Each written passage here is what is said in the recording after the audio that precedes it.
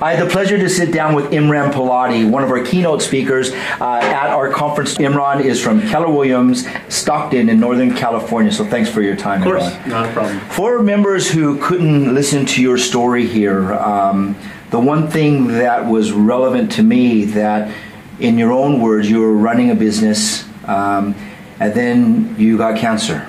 Yes. And you lost everything. I did. And it changed your why. Mm-hmm.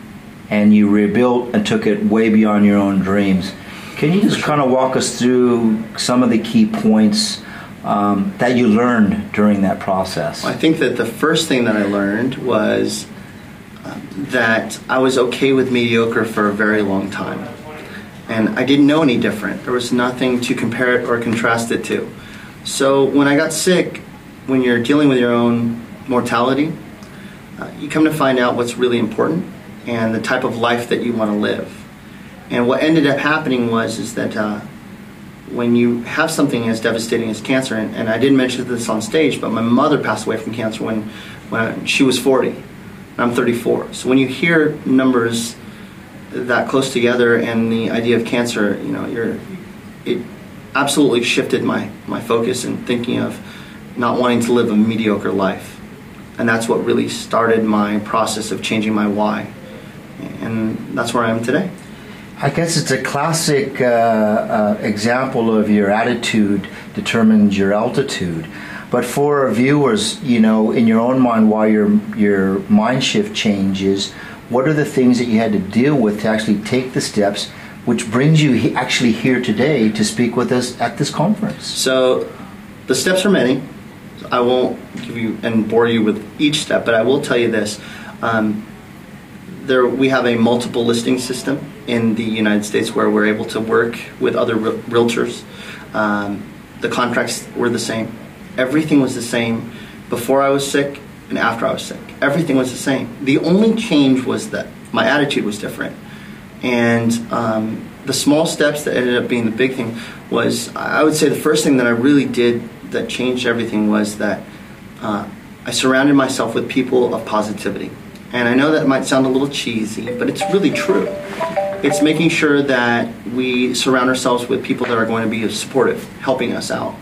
After that, I would say the next step that I took was that I tried to surround myself with people that were better than me at all times, so that way I could learn from them constantly. I did things also that I never done before. I woke up early, left late. I prospected when I hated it. I did things that we're told to do, but we just don't do because it's difficult. So when people say, well, how were you successful? I say, I do things that people weren't willing to do. And it's pretty much the first few steps that got me going. So if someone's sitting there and they're not achieving the success that they would like to achieve, or they know that there's more in them, it doesn't necessarily take a life and death situation that you're in to make that shift? No, not at all. In fact, let's think of it this way. I talked a little bit about it on the stage, and I talked about how we are working on a normal basis, and then maybe their spouse calls, their partner, their girlfriend, boyfriend, their child calls. And what do? We send them to voicemail because we're busy, we're working. And what ends up happening is that we push people that are important to us aside in order to focus on our business. But really, the person that's calling on that phone is why you're doing what you're doing. And for me, what I like to look at is that whether it's a life and death experience or not, think about the people that you do this for. Now, why do you get up and go to work in the morning? It's to provide for somebody other than yourself. Could you look at them in the face and say, I gave it my absolute all today? And that, to me, is the barometer of whether or not you're going to be successful. Because if you just do what you're supposed to do, when you're supposed to do it, you're going to be fine. That's what I would suggest. Okay. And Imran, in closing, is there, I guess, any last message that you'd like to leave with our members who both had the opportunity to see you and hear you speak, and those maybe that hadn't had the opportunity this time around? I'll leave it with this, and I'm going to look in the camera a little bit. For those of you that missed conference, you have to ask yourself, why are you missing this? And I'm a big believer in constant education all the time. I believe in at least 10% of your working hours should be dedicated specifically for education and building yourself. And whether it be a financial need or whatever the reason was that the agent wasn't able to come to conference, please, you have a year. You have a year until next conference. Start saving, because events like this build your character, build your skills, build you as a real estate sales consultant. And those are the things that make you better. For those that did attend, I would say thank you for spending the time and money that you've invested in yourself.